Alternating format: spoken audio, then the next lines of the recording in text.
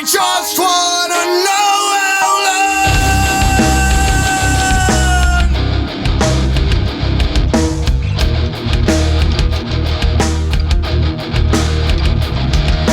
long. Hey, what's up, everybody? Dave from Angerbox here for the social with my sidekick, Jimmy. This is Jimmy from Angerbox, and we're on episode 8 of the social.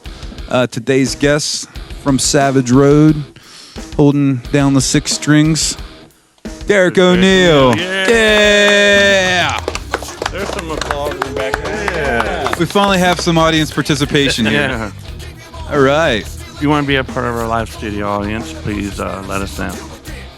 So, Derek, what brings you to the show? What do you want to talk about today? Man, I just want to shoot the shit with you guys. You know, I want to talk to some other local musicians about the scene and try to get a little more promotion out there for the Allegheny County music scene.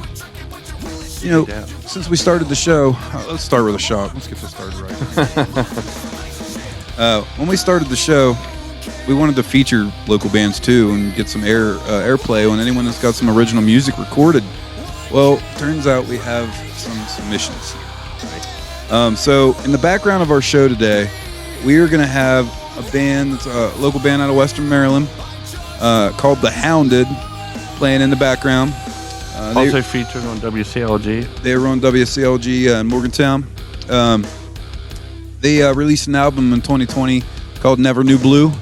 So in the background of us shooting the shit today, we're going to let that album play, maybe talk about a few things we hear. Cool. All right. So this is The Hounded and their Never Knew Blue album.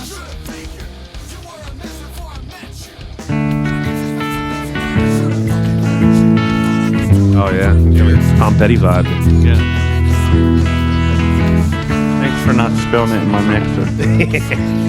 I'll remember that. I didn't even think about that, but I'll remember that. I was more concerned with you getting the drink. It's all good, thank you. All right, cheers, guys. Thanks for watching the social, guys.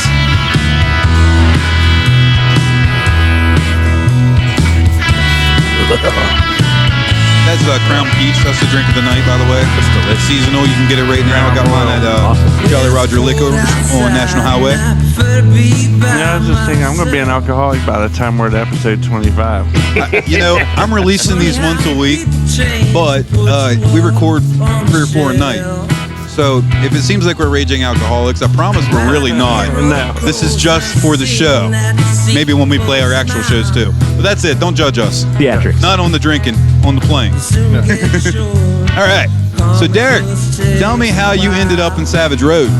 Well, it's a funny story. I was playing with the Worn Out Flannels, and we were playing in the alley at Mezzo's, and KL and his wife were up on the rail looking down on us. That's the lead singer, Savage Road, and his wife. And Flannels had a little bit of a falling out, and I was kind of in between bands, and he actually reached out to me on Facebook Messenger and was like, hey, I kind of heard about the Flannels, and I want to know if you would come, because Cody and Eric had just left Savage Road, and they were looking to try to keep that train going. And he said, hey, would you be interested in playing with Savage Road? And Is that KO? Yeah, that was okay, KO. And I shit you not, the first thing I said to him was, dude, I don't know if I'm the right guy, because I'm really not a country guitar player.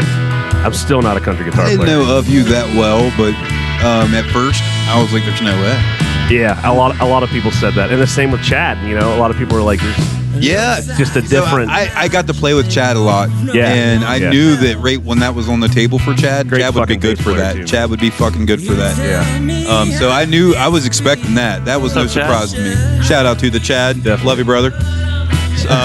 But yeah, KL and Jerry Lee, KL's brother, is it? Yeah, Shane. Yeah, Shane. He surprised the hell out of me too. Wow. Very, dude. Very. Young kid. He's fucking great. So this was when they had their original drummer. I went to a rehearsal. He gave me 5 songs to learn, and it was the worst. It was the worst. I did so bad because the music he sent me, at the time had no interest in learning, and I was like, I'll go jam with these guys, and maybe it'll be fun. Maybe it'll change my mind. And we did Lonesome Ornery Mean by Waylon. And the version of it that I had, all you could hear was Waylon's guitar, Waylon's vocals, and the drums. Couldn't hear the lead guitar, couldn't hear the bass, couldn't hear anything. So I just learned the chords. We rehearsed that song, and Jerry just was looking at KL like, what the fuck is this guy doing? And so the rehearsal was over, and Kale goes, well, what'd you think? And I was like, dude, I don't think I'm your guy. And he talked to me a little bit more. He's like, well, just don't be discouraged. He's like, maybe we'll do this one more time. I said, okay. So I go home, and I'm like, man, I must have done something wrong here. I find a live version of Lonesome Ornery Mean, and the lead guitar player in that song doesn't strum a chord. He is busy as shit the whole time, hybrid picking and doing all these techniques that I had no idea what they even were. And I listened to it again, and I was like, oh my God, that's where I fucked up. I didn't listen to the right version, A, and B, the whole song is it's nothing but one big long solo. And it was a lot of technique that I didn't know, so I actually signed up for online lessons. There's a site out there that they're not like one-on-one, they take songs, they break them down. What's the site called? Might name it myself. I think it's called, Six String Country is the name of the site. And they do a breakdown of Lonesome, Ornery, and Mean. And when I saw the guy, because what you can do is you can click the rhythm, you can click the lead, you can click full jam, whatever you want to do. I clicked the lead track, and I was like, And them country folks, they fuck around, bro. Dude, they're badass. and it was a complete punch to the throat because Different style, too. I have never played like that before, ever. Yeah. It's heavy, heavy, heavy, fast, fast, fast. With Taylor hit on the flannels and all them. It was Metallica and Alice in Chains, similar to what you guys do, but we Right. kind of went to like the classic rock as well. And then you throw a country song at me, and I just a complete punch to the throat. No doubt, man. I be can't there play too, electric man. country either. Dude, it's tricky, man. It's tricky. It is. And ever since I started with these guys, I've really like Cody Bittinger, the guy that used to play with Savage Cody's Road. so good, yeah. Oh, he's fucking great. I watched a lot of live videos of him, and like I always was like just completely enamored by his right hand. Right. Like how he could go from a real thick, bridgy tone, like a neck pickup tone, to these like these twanging things. Oh no, chicken picking too. Yeah. Like I've seen Jack Wild do it. Oh yeah. John Five, yeah. right? And that, so you, that man. technique, I use that more in my guitar playing than I ever thought I would. right. It makes me so much quicker. Like I can go from point A to point B so much faster when I hybrid pick. And Oh, no doubt. yeah. But like Brent Mason, Brad Paisley, like Right. you can learn the fastest, most aggressive metal ever. And then it's like, okay, cool, you can shred, you can sweep pick, you can do all this. Learn a Brad Paisley song, and then it's just like, yeah, then you're tits up. Yeah, dude, it's two different styles and two different disciplines. Oh yeah. Dave and I, as guitar players, we like to see what other gear other guitar players are using. Yeah. Tell us about your setup. What are you using? So with Savage Road, I use I used to use a Gibson Les Paul and a Fender American Telly. And I actually Can't go wrong with that in the country, man. Sure, right. But the only thing about it is we do a lot of stuff in drop D, and the Telly just didn't have the balls that I really wanted to have when we tuned to drop D, so I had a Les Paul for that. But it just kind of gets tedious hauling around multiple instruments. Oh, I understand. So I just Tell me bought about it. Yeah. You got three. Dave, three on Dave Saturday. gets so mad at us because every time we write something new or learn something new, it's always in a different tuning. And Dave's like, "Are you serious?" Yeah. But right now, I actually have a PRS. It's a CE24. I saw that for the Halloween saw that show. That Saturday, was so dude. nice, man. It sounded good too. And Right. the beauty of that, it's got humbuckers, but you can split them. So it's like having a Telecaster and a Les Paul on one guitar. I just split the pickups. The only thing is we play a couple songs in open tuning. Can't use it for that because it's got a tremolo bridge. Right. By the way, that Halloween show was off the hook. Fuck yeah, Yeah, dude. That was that awesome. was great. I play a show like that every weekend if we That was could. great. That was awesome. Yeah. I got some live footage, and maybe I'll drop some in over this. But I think I got a little switch. I forget what the song was, but I saw you playing with your toggle there. Yeah, that was the Les Paul. Yeah, Boot Scoot Boogie. I used to do a lot with Beer Never Broke My Heart. Did like this little Tom Morello thing, like the. Yeah. Nick, come up and sing it. Yeah, you laughed and you missed the pictures and everything, man. I saw that. I was like, where's Jimmy? Oh yeah, we were looking for you. Yeah. I saw it on Facebook. I left. I apparently left too early. Dead. You did. And then I use Line 6 Helix. Used to be an amp guy, same half as stack. me. Had a Marshall JVM 210 and an orange 4x12, and then got smart. Bought a Helix. It's the What's best. Dude, I'm just getting old and I can't handle it anymore. You're young. Well, yeah, but still, it sucks. It has no wheels. It's 120 pounds. Yeah. I mean, it's heavy. Why? Fuck. Exactly. Yeah. Dave's been using Line 6 for years. Right. Yeah. And Yeah. I've seen 10 plus other local easy. people adjust their sound to to Line 6 over the years. Why do you like it? I mean, other than the obvious, you can plug into the PA, man, you're good to go. But why, other than that, give Line 6 a shout out here. Well, I mean, obviously the portability is huge, but just the different tones. And I've played Friedman's and Dr. Z's, and I've got multiple Marshalls, and I've got Orange. I've got a lot of different gear at home. And the fact that you can, and it emulates it. It's still not quite a tube amp. Yeah. But when you got the right sound engineer, Pat does an awesome job with it. Rodney does great. Mark Boyu does a great job with it. If you can just tighten up that low end, I mean, it's there. It's so close, and they do a really good job. So you got like the matchless. You got we both use the Friedman. Yeah, I didn't realize we both used the Friedman. Yeah. Like when I was noodling around, like anytime I do a sound check, it's always a metal and riff. that's even my corn tone. Yeah, the Friedman. It's Friedman with the fucking stomp box behind it. Right. Yeah. You asked me at the show, how do I get the bass to get Oh yeah. That rattle. If anyone's ever curious, and I've tried it with a couple different amps. Take the mids out of your bass itself, take the mids out of your power amp, and you have the corn sound. Crank your highs, your lows. Crank the lows. Which was awesome. It sounded fantastic. Plus, you're hit like Monkey too, and that's a whole Fieldy, different by the way. style too. Yeah. Or Fieldy, yeah. Monkey, When I yeah, play man. corn, I Too beat many. the shit out of the bass. Oh yeah, Yeah. for sure. Well, you broke a low B here at practice. I remember that. I broke a beat. Ain't that on our video? It might be on the Video channel, somewhere. guys. Oh, you broke a You low can beat? look. Yeah, Clapping, the low. we're playing Oh, corn geez. down here. Yeah. Your production Fucking studios. sledgehammer We pole. were trying out the And PA I was- Patrick I ball. got a new bass and I was beating the shit out of it. Yeah, Nice. Corn broke the beat. yeah. The low. You broke a low B, man. That's what? Hanging over the mantle. Yeah, hanging over. But What's on your wish list? Got any gear you're looking at? You're wanting to get maybe in the future tryout? I've got a lot. I mean, you're a musician. Got a lot of gear. Every musician has that top 10 list of things that they want to get when they can afford it, when the timing's right.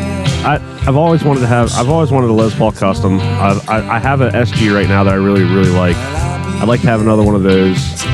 And then it's actually a really good question. I think to go back to like the amp, I think I'd like to have like a Dr. Z, something like boutique, something that takes pedals well. And I think that would be a lot of fun to have. I think they'd be they pretty do cool sound good. Cody Yeah. had one. I recorded their demo for them to take down to the record company. Oh, is that what he used? And he had a Dr. Z amp. Oh, And wow. Dude, I threw an SM45 in front of it, and it sang. Really? Yeah. That makes perfect sense. I Didn't can see have that. to do a lot to it. It's beautiful. Your wish list, Dave. You got anything Yeah. coming out? Oh, man. Why I did know you the that- new plugins? I know I get like shares Audio from Dave Assault. all the time. Dave's got this. He wants to try out this. What's on your wish list right now? It'll never end either. That's the worst Yeah, part. that's the sad You'll thing. get your wish list I and have probably another need one. a new PC, man, because my PC's starting to act up, and I'm getting into more and more tracks. Like, I entered this mix competition for this band online, and they sent me the stems, and it was like 55 tracks big, dude. Really? And it was a fucking punk song. That Hey Chelsea, I don't know if you heard it. Your singer Chelsea, Mike heard it. But anyway, yeah, it was like 50 tracks long. And my computer took forever to load it. I barely had enough room to run plugins on it and stuff. Thank God it was recorded really good. But anyway, yeah, so probably a PC. But I wanted to ask you something, Derek. What if you could put together a local supergroup, who would it be? Well, two of them are in this room. Okay. It would for sure be Chris Spiker and Mike Kessel, just because they both remind me of like the metal days. Chris Splash them. Chris plays exactly like the first drummer I ever played with, and every time I hear him play, it's like, oh my god, I remember Right. that. Mike and I have actually become really good friends. We shoot guns together. We talk about music all the Right. time together. And I want to invite the shit down. and next time, dude, it's on. Yes, we all bulk up. But we get anytime we're supposed to, like, me and Chelsea do acoustic stuff on the side together. Okay. This song is called "On the Bricks." We're still listening to the Hound. The Hounded, yeah. The Hounded. So I'm supposed to go to Chelsea's house to rehearse acoustic music to play. And if Mike comes down to the basement, there is a 100% chance we're playing Primus. At some point in that evening, their Primus will be played. Lamb of God will be played. Korn, Red Hot Chili Peppers, just the most obscure. And Chelsea will just sit there like.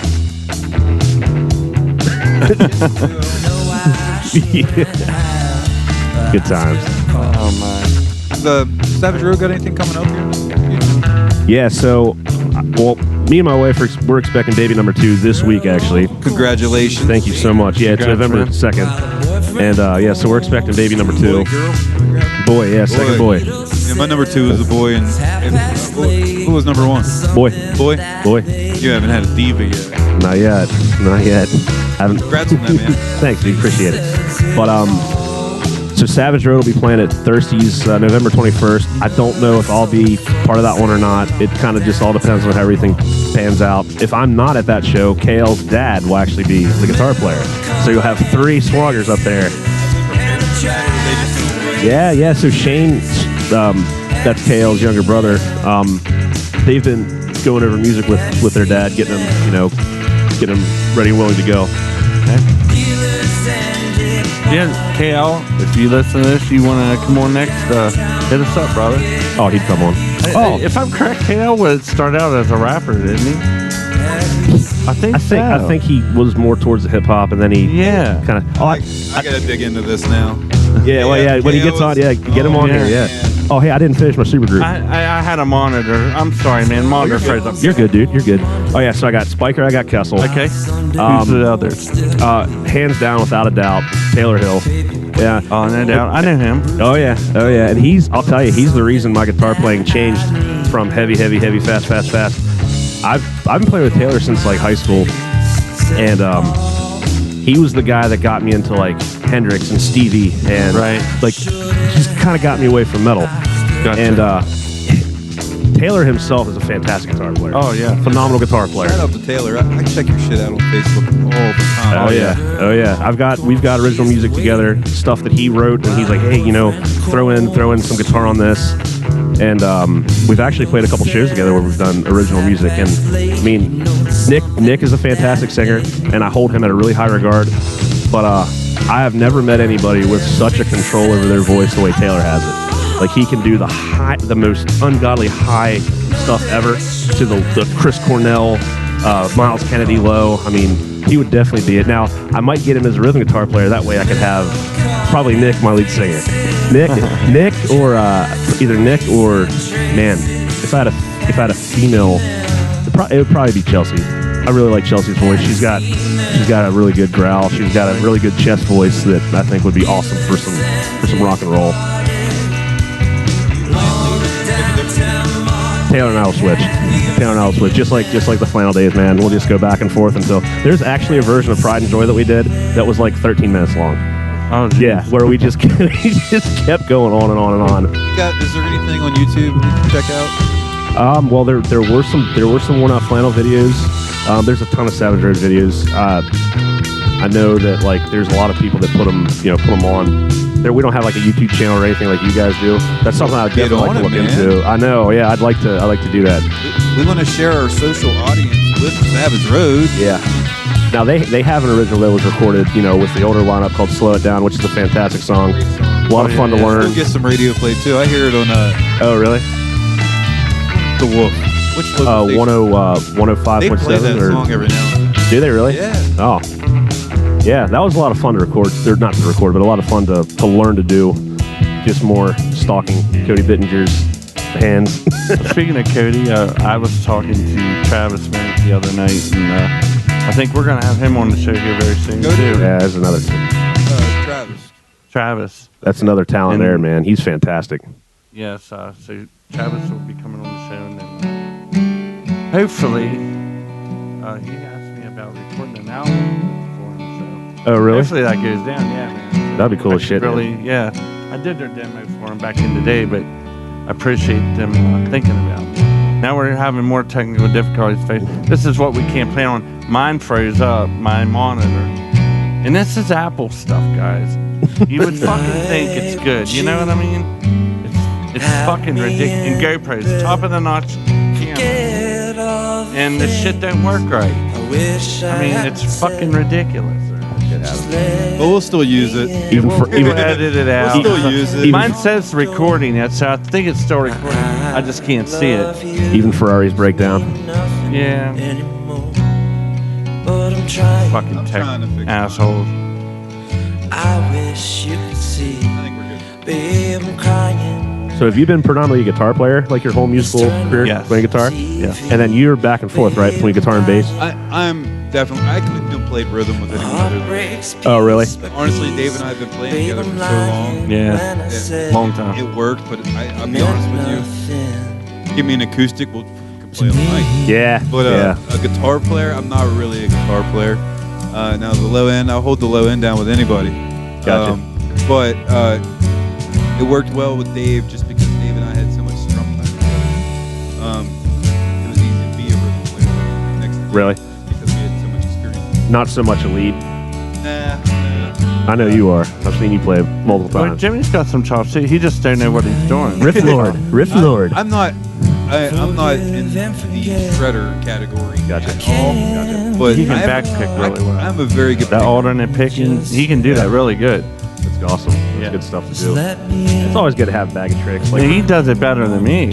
oh, really? He don't have the The dexterity. or the what they call it, legato and stuff like that. Oh, yeah. The hammer on a To be pull-off. honest Yeah. with you, I started playing bass around 10 or so, and I didn't touch a guitar until I was probably 20. Babe, I'm crying. I was almost the same way. I started on bass when I was 14. I was in the desert. The only thing I had was an acoustic in the desert. Oh, yeah. I played an acoustic a lot. My heart breaks piece by piece. Babe, I'm Oh, no lying shit. when I said Really, in the transition from acoustic to electric to me. was a learning curve for me. Yeah. Because a bass, doesn't matter how shitty this bass is, make it work. Yeah. But with an electric guitar, I don't. You know, people that have come to see Angerbox years and years past, when I play bass, I can get pretty hammered, and we can get through this. We're gonna sound good. When I play guitar, I can't drink as much. Nah, I gotta same, focus man. on what I'm Same. doing. Nobody hears your mistakes more than yourself. Right. And oh, yeah. you know that's one thing Talk about playing about guitar. that Saturday. Yeah. I mean, I can't. With Savage Road, I definitely can't.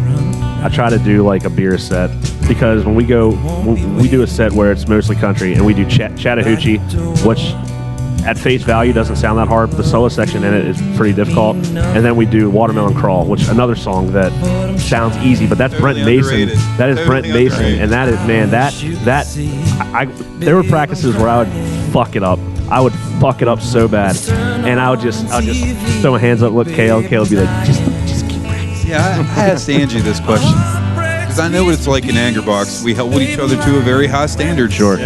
What's practice with Savage Road like? For the most part, it is fun, but we do take it very seriously. Like there are times where, and it might be the same with you guys too, where it's like, okay, let's learn this, and this for this week. And you know, we've got kids, we've got jobs, you know, we've got a lot of stuff going on. So if you're going to take the time to learn something, everybody else needs to learn it as well, Right. and you know, you want to come together and one of the other things about Savage Road too that's funny and not funny, fucking irritating, is they've been playing songs together. Like Kale and Jerry have been playing songs together forever. It's very good. He's fantastic. Like you don't get to see. You see guitar players and singers, and you see it all the time. But when you see a good keyboard player back Oh, there, yeah. I mentioned Oh, yeah. John Gauthier the other episode, Another but fantastic. Jerry Lee, man. Yeah. Rodney Spiker. Well, my wife too. makes it. Oh, yeah. Rodney Rod, Spiker, man. yeah. We need to have a keyboard off. Yeah. Yeah. But But Jerry Lee, man, he's good. there are a lot of songs that they have been playing for a long time that they'll change.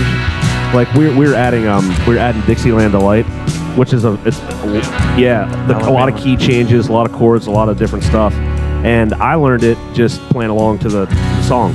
Well, I get to practice and do it, and they change the fiddle solo, and they change a lot of stuff, and it's like I didn't know that. But we can usually work it out on the fly. All right, we don't do this, but we do this. Oh, I don't play that chord, I play this chord. It's like, Right. okay. Where there's a will, there's a way. Kale's a great front man. He's fantastic. Yeah, he does good. He's You know, I did something to Nick at our last show because you guys, we played, we split sets at the outdoor club for Halloween. Yeah, good And Angerbox played the first and third set, and Savage Road played the second and last set and closed the night out. Well, the first set was good. Not saying it wasn't good at all, but Savage Road's first set was great. I mean, Kale was on point. we went for the throat our first set. And when they were playing, I went over to Nick, our singer, and I was like, Nick, I hope you're not going to let KL show you up like that.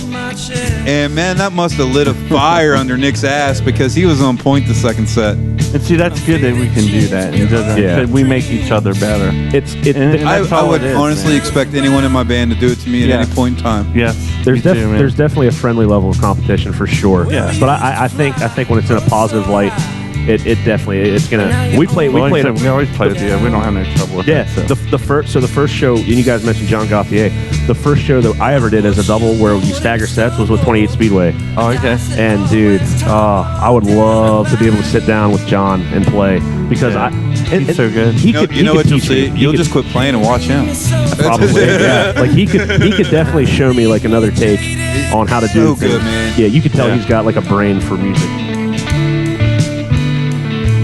Is there anybody that you'd like to see on the show, man? Oh yeah, for sure. Taylor Hill. Taylor Hill. Get Taylor on here, man. He's been doing music his whole life. He's got. You set that up for us? Absolutely. Taylor on. He has a song that he did called "The Done" that he recorded and mixed himself, and it's fucking great. Like you guys would really dig it. It's upbeat, it's quick, and I mean he really showcases his vocal and guitar playing ability as well as bass and drums because he plays the whole song. He's the full package. Yeah. And guys, I want to say before we get out of here, before we do our last social shot, thanks to the Hounded for the background music, guys. Sounds really good. Definitely does, Be sure to check those guys out. If you guys want to come on the show, let us know. Are they local? They're Cumberland? Yes, they are. Tri-state area. I don't know what town it One actually of them is. from Cumberland. But yeah, Matt O'Reilly's great musicians in the band there. Yes. Yeah. If you guys want to come on, man, let us know. Thank you for the heady music. feel to it. For sure, yeah. It's got such a good soft sing-along voice. Like anybody kind of, whether this is your style or not, let the shit play and shoot the shit with anybody. Yeah. This was good. This was a good decision. Yeah. I wish I was on the beach in a chair with a beer listening to this. It's pretty All good. right, guys, we got to get out of here. So let's wrap this up with a shot. Derek Oneal, thanks for being on the social. Thank you, Derek, guys. thank you. And please hit that subscribe button, guys, and we'll see you next time. Cheers.